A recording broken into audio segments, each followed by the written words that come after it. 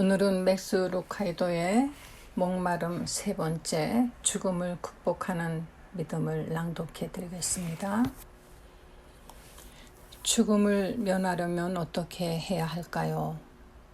죽음이 집 안으로 걸어 들어오는 소리가 들린다면 생명을 연장받기 위해 어떤 대가를 치르시겠습니까?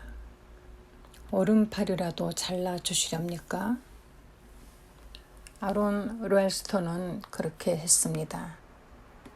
21살의 청년 모험가 렐스턴은 휴가 때마다 로키 산맥의 준봉들을 등정해 나갔습니다.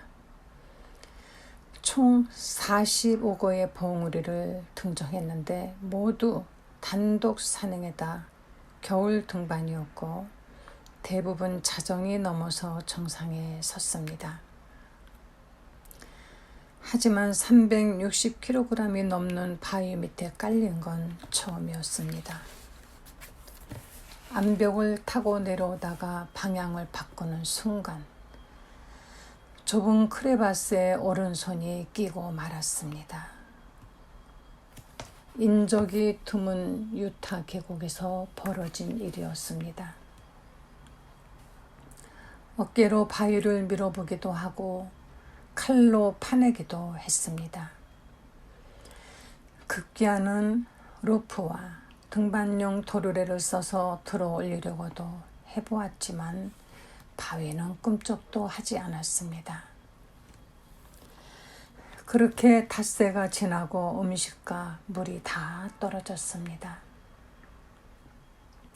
친구들이 술병을 싸들고 구하러 올 것이라는 기대감과 이대로 죽게 될 것이라는 깊은 좌절감 사이를 수없이 오간 끝에 렐스턴은 보통 사람으로서는 감히 생각도 못할 일을 벌이기로 작정했습니다. 오른손을 잘라버리기로 결심했던 것입니다. 바위 틈에 낀 손목뼈를 부숴버릴 수만 있으면 쉽게 탈출할 수 있을 것만 같았습니다. 먼저 요고를 꺾었습니다. 이어서 몇 분 동안 승강이를 버린 끝에 척고를 부러뜨렸습니다. 다음은 다용도 칼로 살을 도려내야 했습니다. 랜턴을 사면 끼워주는 싸구려 칼이라 얼마나 날이 무디던지 팔에 난 터럭 하나도 자르지 못할 것 같았습니다. 그럼에도 불구하고 렐스턴은 끈질기게 잘라냈습니다. 나중에 그를 취재한 어느 기자는 이렇게 썼습니다. 거의 1시간이나 걸렸다. 피가 튀고 살점이 잘려나갔을 그 60분은 상상조차도 하고 싶지 않습니다. 간호사가 체어를 하는 10초 남짓도 내게는 고문과 같습니다.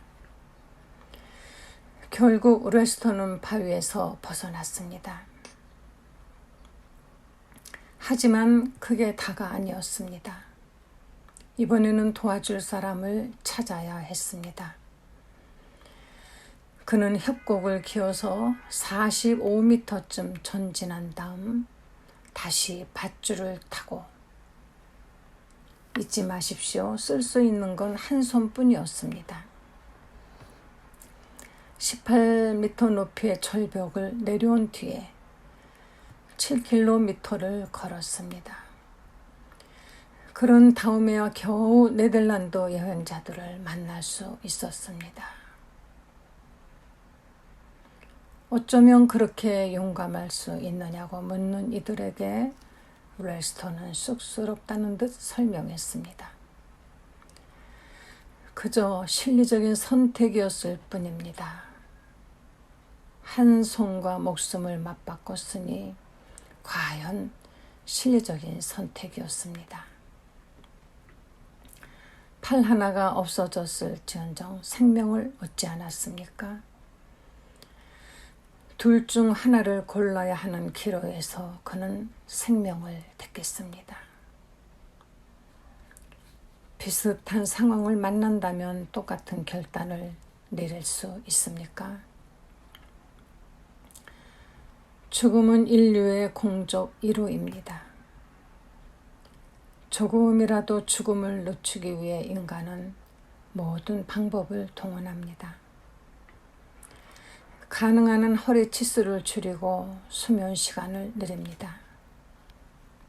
지방 섭취를 줄이고 단백질, 식품을 많이 먹습니다. 카페인을 멀리하고 야채를 자주 먹습니다.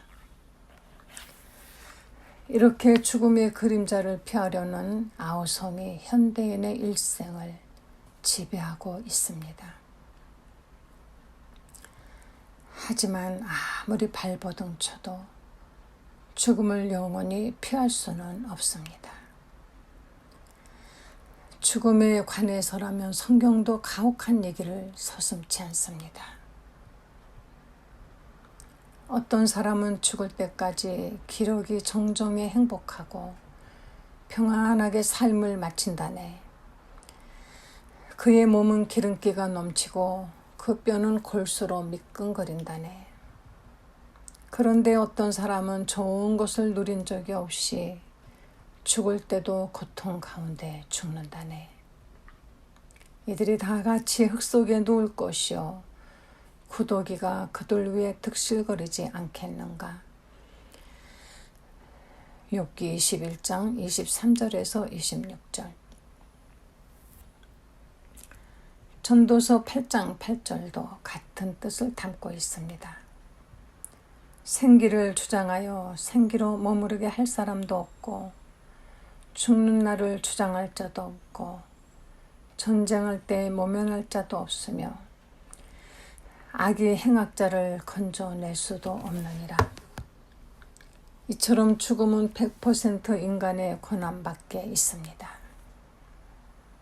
하나님은 언제 인간을 불러가실지 미리 통보해 주시지 않습니다. 다들 100년쯤 건강하게 살고 싶어 합니다.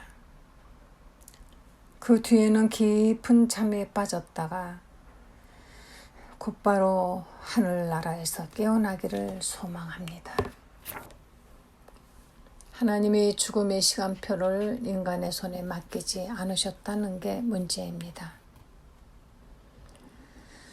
주님은 당사자와 아무런 상의 없이 독단적으로 일정을 진행시키십니다.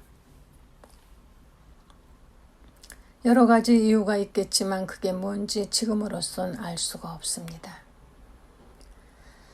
그러나 언제인지 정확하지는 않지만 반드시 죽는다는 사실만큼은 분명합니다. 한 번 죽는 것은 사람에게 정하신 것이요 그 후에는 심판이 있으리니 히브리서 9장 27절. 월스톤 말고도 유타산에 올랐다가 바위 틈에 손이 끼거나 험한 일을 당한 이들이 여럿 있었을 것입니다. 성경은 누가 살아서 죽음을 보지 아니하겠느냐고 묻습니다. 느끼지 못할지라도 죽음의 그림자가 늘 따라다닙니다. 하나님의 자녀들도 예외가 아닙니다. 하루하루 장례식을 향해 나가고 있는 것이죠. 그러나 하나님의 관점에서 보면 그건 슬픈 일이 아닙니다. 주님은 죽을 수밖에 없는 인간의 현실을 복된 소식으로 보십니다. 죽는 날이 출생하는 날보다 나으며 전도서 7장 1절. 참으로 뜻밖이 아닐 수 없습니다. 죽음이란 하늘나라에 새로 태어나는 걸 의미합니다. 천사들은 죽음이 땅에 묻히는 장면을 분만실 앞에서 손자를 기다리는 할머니의 심정으로 지켜봅니다. 조용히 해. 조금만 있으면 태어날 것 같아. 얼른 새 식구를 보고 싶어서 다들 안달을 합니다. 세상에서는 검은색 정장을 입고 연구차를 따라가지만 하늘에서는 핑크색이나 푸른색 리본으로 한껏 멋을 부리고 서로 마실 것을 주고받으며 기다립니다. 아기가 태어나는 걸 보면서 슬피 우는 경우는 거의 없을 것입니다. 하늘나라에서도 그렇습니다. 주님의 자녀들이 세상을 떠나는 순간 천국 시민은 누구도 눈물 짓지 않습니다. 그러나 많은 이들은 죽음을 생각하며 슬퍼합니다. 각자 자신을 돌아봅시다. 죽음이 두렵습니까? 죽음에 대한 공포에 사로잡혀 삶의 기쁨을 조금도 누리지 못합니까? 그럴 수도 있습니다. 플로렌스라는 젊은 여성도 그랬습니다. 기회가 있을 때마다 자신의 목숨은 바람 앞에 촛불과 같아서 언제 끊어질지 모른다고 하소연했습니다. 얼마나 걱정이 됐든지 37살 때부터는 아예 침대에서 살다시피 했습니다. 무려 53년을 그렇게 살았습니다. 젊은 시절 스스로 내린 사망 선고는 90세가 돼서야 현실이 됐습니다. 의사는 아무런 문제도 찾아내지 못했습니다. 생전에 플로렌스를 만났던 의사들은 모두 고개를 절레절레 흔들고 물러갔습니다. 죽음을 두려워하고 강박적으로 위기감을 느끼는 증세로 보아 중증, 심기증이 틀림없다는 진단이었습니다. 하지만 크림 전쟁이 한창이던 3년 동안은 죽음을 겁내는 여인이 아니라 그런 이들을 돕는 친구로 명성을 떨쳤죠. 그녀가 바로 역사상 가장 위대했던 간호사 플로렌스 나이팅게일입니다. 플로렌스는 단 3년을 제외하고 일생 동안 죽음이라는 괴물 앞에서 바짝 얼어붙은 채 살다가 생을 마쳤습니다. 여러분은 어떠십니까? 죽음의 공포가 삶의 기쁨을 갉아먹고 있나요? 그렇다면 은혜의 생수를 들이키십시오. 예수님은 무엇보다도 죽기를 무서워함으로 일생에 매어 종노릇하는 모든 자들을 놓아주려고 세상에 오셨습니다. 죽음은 자신의 관할 구역을 넘어갈 수 없습니다. 바울은 이를 위하여 그리스도께서 죽었다가 다시 살으셨으니 곧 죽은 자와 산 자의 주가되려 하심이니라고 했습니다. 죽음이 당사자를 놀라게 하고 가까운 이들에게 슬픔을 주는 건 세상의 일일 뿐입니다. 하늘나라 시민들은 영원한 죽음이란 존재하지 않는다는 사실을 분명히 알고 있습니다. 시편 기자는 내 형질이 이루기 전에 주의 눈이 보셨으며 나를 위하여 정한 날이 하나도 되기 전에 주의 책에 다 기록이 되었나이다 라고 고백합니다. 하나님은 날수를 정확하게 계산하여 나눠주십니다. 점원이 거스름돈을 딱 맞게 헤아려 돌려주는 것을 생각하면 됩니다. 권능을 의심하는 자들에게 주님은 단 2마디를 하셨습니다. 나사로야 나오라. 성경에서 유명한 죽음만을 추려서 목록을 만든다면 나사로는 분명히 상위권에 들어갈 겁니다. 예루살렘에서 걸어서도 금방 닿을 수 있는 평온한 마을 베다니가 그의 고향이었습니다. 예수님은 나사로의 집에서 많은 시간을 보내셨습니다. 모르긴 해도 마르다와 마르다의 요리와 마리아의 헌신이 모두 마음에 드셨을 겁니다. 어쨌든 주님이 나사로를 친구로 여기셨다는 것만큼은 분명합니다. 우리 친구 나사로가 잠들었도다. 그러나 내가 깨우러 가노라. 하지만 장사한 지 벌써 나흘이나 지난 시점이었습니다. 주님의 명령은 간단합니다. 나사로야, 나오라. 당시에 나사로가 어떤 상황이었는지 한번 생각해 볼까요? 나사로는 하늘나라에서 정말 신나게 지내고 있었습니다. 영원한 날들 가운데 고작 나흘을 보냈을 뿐입니다. 그때까지 제법 여러 성도들과 친분을 쌓았습니다. 다윗 왕은 늘 가지고 다니던 수금을 보여주었습니다. 모세는 만나를 곁들여 차나 한잔 하자고 불렀습니다. 엘리야와 엘리사는 불병거를 타고 드라이브를 나가자고 했습니다. 다니엘은 사자 이야기를 해주겠다고 약속했습니다. 막 얘기를 들으려는데 거룩한 성에 주님의 음성이 울려 퍼졌습니다. 나사로야, 나오라. 다들 목소리의 주인공을 잘 알고 있습니다.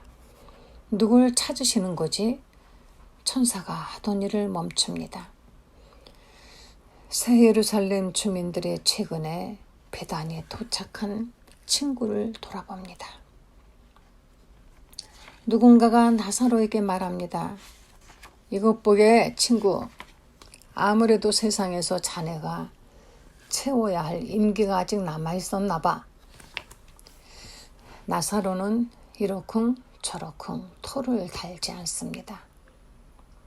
하늘나라 여권을 받아드는 순간 그는 모든 상황을 완벽하게 이해했기 때문입니다. 설령 항의를 한들 누가 그를 나무랄 수 있겠습니까? 하늘나라에는 열병도 없습니다. 미래에 대한 두려움도 없습니다. 자물쇠도 감옥도 우울증 치료제도 필요 없습니다. 죄와 죽음도 없습니다. 목회자도 의사도 변호사도 모두 하나가 되어 하나님을 찬양할 뿐입니다. 꼭 세상으로 돌아가야 합니까? 나사로가 강력하게 항변했다 하더라도 다들 그 심정을 이해해 주었을 것입니다. 하지만 나사로는 두말없이 명령에 따릅니다. 하늘나라에서는 누구나 그렇게 합니다. 최근 들어서 세상으로 돌아가는 경우가 잦아졌습니다. 해당장 야이로의 딸도 돌아갔고 나인성 과부의 아들도 그랬습니다. 이번에는 베다니의 나사로가 떠날 차례입니다. 저쪽에 거의 쓰이지 않는 쪽문이 보입니다. 30년쯤 전에 아마 예수님도 그 문을 지나셨을 겁니다. 잠깐 요동을 치는가 싶더니 몸과 영혼이 다시 합쳐졌습니다. 나사로는 차가운 돌반지 위에 일어나 앉았습니다. 돌아보니 굴처럼 생긴 무덤이었습니다.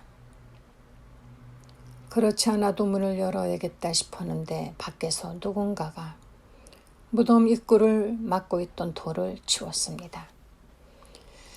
붕대를 칭칭 감은 미라꼴을 하고 뻣뻣하게 앉았던 그가 입구 쪽으로 걸어갑니다. 아무리 봐도 괴물의 몰골입니다. 기다리던 이들은 나사로를 보고 깜짝 놀랍니다. 그 중에는 어차피 살려내실 것이라면 왜 죽게 내버려 두셨을까? 의아해하는 이들도 있습니다. 이유는 간단합니다. 주님은 삶과 죽음을 주관하는 분의 놀라운 능력을 보여주고 싶어 하셨습니다.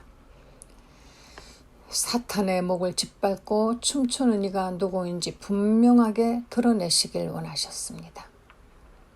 끈적끈적 달라붙는 죽음과 정면으로 맞서서 내가 죽음을 끝이라고 했느냐? 틀렸다.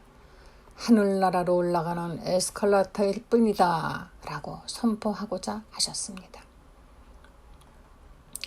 그래서 묘지라는 비장의 카드를 내놓으셨던 것입니다. 나사로야 나오라. 나사로 사건은 장차 닥쳐올 큰 날을 위한 워밍업일 뿐입니다. 온 세상에서 무덤이 열리는 날이 점점 가까워집니다. 스티브야 나오너라, 마리아 나오너라, 피터야 나오너라, 야고바 나오너라. 음성이 들리기 시작하면서 무덤은 하나둘 비워질 것입니다. 나사로에게 벌어졌던 기적이 모든 주의 자녀들에게 재현됩니다. 영과 육이 다시 하나가 되는 역사가 배단이 공동묘지가 아닌 하늘나라에서 일어납니다. 이 썩을 것이 썩지 아니함을 입고 이 죽을 것이 죽지 아니함을 입을 때에는 사망이 이김에 삼킨 바 되리라고 기록된 말씀이 응하리라. 사망아 너의 이기는 것이 어디 있느냐? 사망아 너의 쏘는 것이 어디 있느냐? 고린도전서 15장 54절 55절. 그때까지 우리는 무엇을 준비해야 할까요? 친구 명단을 살펴봐야 합니다. 나사로는 예수님을 친구라고 불렀습니다. 그렇게 예수님은 그를 무덤에서 불러내셨습니다. 죽음에 대비하자면 가장 높은 곳에 계신 친구가 필요합니다. 친구가 없으면 몹시 곤란해집니다. 아기는 죽을 때 그 소망이 끊어지나니 불의의 소망이 없어지느니라. 예수님은 나사로에게 친구라는 애칭을 쓰셨습니다. 여러분 각자에게도 똑같은 호칭을 쓰고 계신지 확인하십시오. 그리스도와 친구가 됨으로써 죽음을 준비하십시오. 주님을 성실하게 따르는 성도의 죽음은 주님께 귀중하다. 시편 116편 15절. 하늘나라가 진정한 집이라는 사실을 깨달을 때 비로소 죽음의 공포가 사라집니다. 오랫동안 항공편으로 세계 곳곳을 돌아다녔지만 비행기가 착륙했다고 서럽게 우는 승객은 단 한 명도 보지 못했습니다. 장담할 수 있습니다. 누군가가 좌석 팔걸이에 매달려서 제발 내리지 않게 해주세요. 여기 있고 싶어요. 라고 애원하는 얘기는 들어본 적이 없습니다. 비행기는 잠시 스쳐가는 공간이지 영원히 살 집이 아니기 때문입니다. 존 낙스의 이야기가 생각납니다. 1505년 스코틀랜드에서 태어난 낙스는 탁월한 설교로 민중의 잠자는 심령을 깨웠던 인물입니다. 일반 대중에게 영감을 불어넣는 한편으로는 왕권 남용에 맞서 용감하게 싸웠습니다. 그렇게 뜨거운 사랑과 극단적인 미움을 동시에 받는 삶을 살면서 조국 스코틀랜드에 큰 영향을 미쳤습니다. 지금도 에든버러에 가면 낙스가 삶을 마감했다고 알려진 방에 들어가 볼 수 있습니다. 평생 동지였던 리차드 베너틴의 삶의 마지막 순간을 맞은 낙스의 곁을 지키고 있었습니다. 낙스의 숨은 점점 거칠고 느려졌습니다. 베너틴은 죽어가는 친구의 침상 쪽으로 몸을 숙이고 속삭였습니다. 싸움을 끝낼 시간이 다가오고 있다네. 혹시 바라는 게 있나? 늙은 개업가는 대답 대신 힘겹게 팔을 들어 하늘을 가리키고는 곧바로 숨을 거두었습니다. 어느 시인은 이렇게 노래했습니다. 죽음의 천사가 떠나갔다. 세상과의 질긴 끈이 끊어지는 순간 차갑게 굳은 맨손은 여전히 하늘을 가리키고 있었다. 세상을 떠나는 순간 여러분도 똑같은 방향을 가리키길 빕니다. 하나님께 죽음을 의탁하십시오. 마지막 숨을 내쉬는 순간을 머릿속에 그리십시오. 최후의 1분을 상상해 보십시오. 그리고 그걸 주님의 손에 맡기는 기도를 드리십시오. 신중하고 진지하게 고백하십시오. 정기적으로 기도하는 게 좋습니다. 하나님 아버지께서 죽음을 통해 역사하신다는 사실을 받아들입니다. 세상에서 떠나는 과정 전체를 주께 맡깁니다. 그리스도를 친구로, 천국을 영원한 집으로 여긴다면 세상을 떠나는 날은 태어나는 날보다 훨씬 달콤할 것입니다.